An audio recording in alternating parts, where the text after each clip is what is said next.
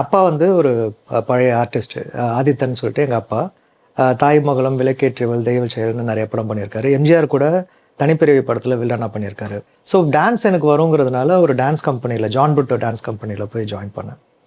Join பண்ணதுக்கப்புறம் so அதாவது ஒரு அப்படியே கொஞ்ச நாள் அப்படியே போயிட்டு இருந்தது. தென் எனக்கு அந்த மானாட மயிலாட அப்புறம் மஸ்தானா மஸ்தானா இந்த மாதிரி டான்ஸ் காம்படிஷனில் பார்ட்டிசிபேட் பண்ண ஆரம்பித்தேன். So from the Maanada Mayilada தான் கலா மாஸ்டர் தான் ஃபஸ்ட் டைம் வந்து செல்வா சார்ட்ட என்கிட்ட இன்ட்ரடியூஸ் பண்ணாங்க. அவரோட 25வது படத்தில் சினிமா வாரிசுகளை இன்ட்ரடியூஸ் பண்ணணுங்கிற மாதிரி ஒரு பிளானில் இருந்தப்போ கலா மாஸ்டர் ஃபஸ்ட்டு என்னை வந்து செல்வா சார்ட்ட இன்ட்ரடியூஸ் பண்ணாங்க. ஸோ அதான் என்னோடய ஃபஸ்ட்டு படம். நாங்கள் அப்பா சினிமா இண்டஸ்ட்ரியில் இருந்தாலும் அவர் வந்து சினிமாவே வேண்டான்னு விட்டு போனவர். ஸோ அவர் வந்து சக்ஸஸ் ஆகலை. ஸோ அதுக்காக தான் எனக்கு இது மேலே ரொம்ப ஆர்வம் அதிகமாச்சு. அந்த புதுசில் எல்லாருமே படுற கஷ்டங்கள் தான். நான் எல்லா வேலையும் பார்த்துருக்கேன். ஆட்டோ ஓட்டுறதுல ஆரம்பித்து வாட்ச்மேன்லேருந்து எல்லா வேலையும் பார்த்துருக்கேன். இண்டஸ்ட்ரிக்குள்ளே வர்றது இட்ஸ் நாட் வெரி ஈஸி. எல்லாரும் டக்குன்னு வந்துடலான்னு நினைக்கிறாங்க. அது கிடையாது. நான் அதுக்கப்புறம் என்னை ட்ரெயின் பண்ணிக்க ஆரம்பித்தேன். நான் வந்து டான்ஸு, ஹார்ஸ் ரைடிங், ஃபைட் மாஸ்டர்கிட்ட போயிட்டு ஃபைட் கற்றுக்கிட்டேன். எடுத்தவொடனே லீடாக கிடச்சிருச்சுன்னா அவனுக்கு சக்ஸஸ் ஆகிடுங்கிறதுலாம் கிடையாது. அதுக்கப்புறம் எனக்கு வந்து ஒரு நார்மல் கேரக்டர் ஆர்டிஸ்ட் கிடைக்கிறதே கொஞ்சம் கஷ்டமாக இருந்தது. ஏன்னா அந்த ஃபஸ்ட் படம் பெருசாக போகலை. நான் ஃபஸ்ட்டு படம் லீடாக பண்ணதுனால சுற்றி இருக்கிறவங்க எல்லாரும் இல்லை நீ வெயிட் பண்ணு சொன்னதுனால தான் இருந்தேனே தவிர மற்றபடி எனக்கு சினிமா பிடிக்கும். சினிமாவில் நடிகனாக இருக்கணுங்கிறது மட்டும்தான் பிடிக்கும். சினிமாவில் என்னவா வேணாலும் இருக்கலாம். வணக்கம் சார், எப்படி இருக்கீங்க? வணக்கம், நல்லா இருக்கேன். நீங்கள் எப்படி இருக்கீங்க? நானும் நல்லா இருக்கேன் sir. So Nivas Adithan sir, நீங்கள் எங்கள் ஷோக்கு வந்ததுக்கு எங்களுக்கு ரொம்பவே பெருமையாக இருக்குது. ஸோ சொல்லுங்கள், இப்போ ரீசெண்டாக வந்துட்டு நிறைய பேர் வந்து உங்களுடைய பெர்ஃபார்மன்ஸை பார்த்துருப்பாங்க வா வாத்தியார் படத்தில். பட் ஆனால் உங்களுடைய ஜேர்னி வந்து பல வருடங்களுக்கு முன்னாடியே ஸ்டார்ட் ஆயிடுச்சு அப்படின்னே சொல்லலாம். ஸோ ஸ்டார்டிங் சொல்லுங்கள், நீங்கள் மானாட மயிலாடல வந்து ஒரு கண்டஸ்டண்ட்டாக வந்து இப்போ இந்த வா வாத்தியார் படத்தில் ஒரு ப்ராமினென்ட்டான ரோல் பண்ணியிருக்கீங்க. இந்த ஜேர்னி எப்படி பார்க்குறீங்க sir? It's a big journey தான் சொல்ல முடியும். ஏன்னா நான் வந்தது சினிமாவுக்காக தான் வந்தேன். சினிமாவுக்கு இங்கே சென்னைக்கு வந்தது. ஏன்னா அப்பா வந்து ஒரு பழைய ஆர்டிஸ்ட் ஆதித்தன் சொல்லிட்டு எங்கள் அப்பா தாய் மகளம் விளக்கேற்றியவள் தெய்வ செயல்னு நிறைய படம் பண்ணியிருக்காரு. எம்ஜிஆர் கூட தனிப்பிரிவு படத்தில் வில்லனா பண்ணியிருக்காரு. ஸோ அவருக்கப்புறம் இப்போ யாருமே எங்கள் ஃபேமிலியிலேருந்து யாருமே வந்து ஃபிலிமுக்கு வரல. ஸோ நான் தான் வரணும்னு ஆசைப்பட்டேன். ஸோ இப்போ வந்ததுக்கப்புறம் இப்போ நிறைய ஸ்ட்ரகிள்ஸ் இருக்கும். ஆஸ் யூஷுவல் நான் நிறைய வேலைகள்லாம் பார்த்தேன். ஸோ டான்ஸ் எனக்கு வருங்கிறதுனால ஒரு டான்ஸ் கம்பெனியில் ஜான் புட்டோ டான்ஸ் கம்பெனியில் போய் ஜாயின் பண்ணேன்.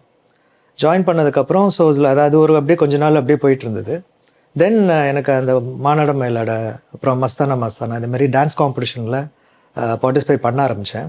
So from the Maanada Mayilada தான் கலா மாஸ்டர் தான் ஃபஸ்ட் டைம் வந்து செல்வா சார்ட்ட என்கிட்ட இன்ட்ரடியூஸ் பண்ணாங்க. செல்வா சார் அப்போ என்னென்னா நியூ ஃபேஸஸ் வந்து தேடிட்டு இருந்தார்.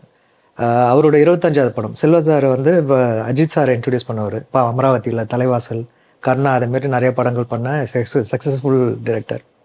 அவரோட 25வது படத்தில் சினிமா வாரிசுகளை இன்ட்ரடியூஸ் பண்ணணுங்கிற மாதிரி ஒரு பிளானில் இருந்தப்போ கலா மாஸ்டர் ஃபஸ்ட்டு என்னை வந்து செல்வா சார்ட்ட இன்ட்ரடியூஸ் பண்ணாங்க. ஸோ அதான் என்னோடய ஃபஸ்ட்டு படம்.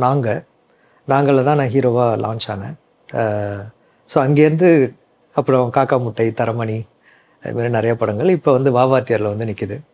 ஸோ இந்த வாவாத்தியாரை வந்து எனக்கு ரொம்ப என் கெரியரில் ரொம்ப இம்பார்ட்டண்டான ஒரு ஃபிலிம் நான் சொல்லலாம். ஏன்னா ஃபர்ஸ்ட் டைமாக நான் ஒரு ஃபுல் ஃப்ளெஜ்டு ஒரு கமர்ஷியல் ஒரு பெரிய ஸ்டார் காஸ்டோடு நடித்தது. ஸோ அது என் கெரியரில் ரொம்ப பெரிய படம் இது.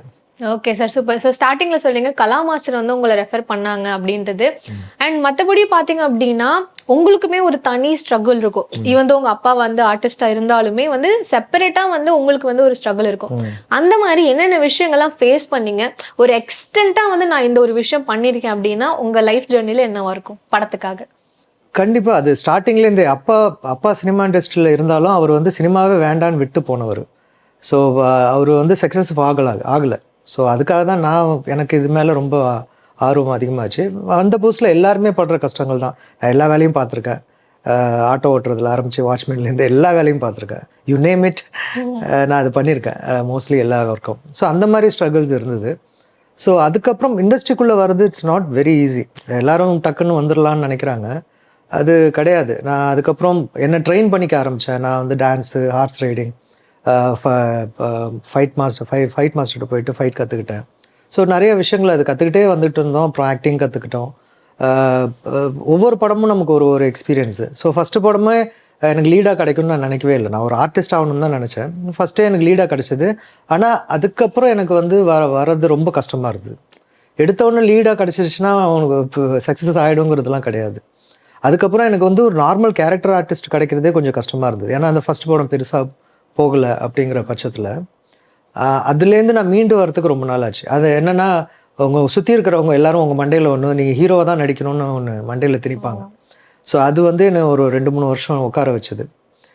அதுக்கப்புறம் தான் நான் ரியலைஸ் பண்ணேன், நோ நம்ம வந்தது ஆர்டிஸ்ட் ஆகணுங்கிறது, சினிமாவில் இருக்கணுங்கிறதுக்காக.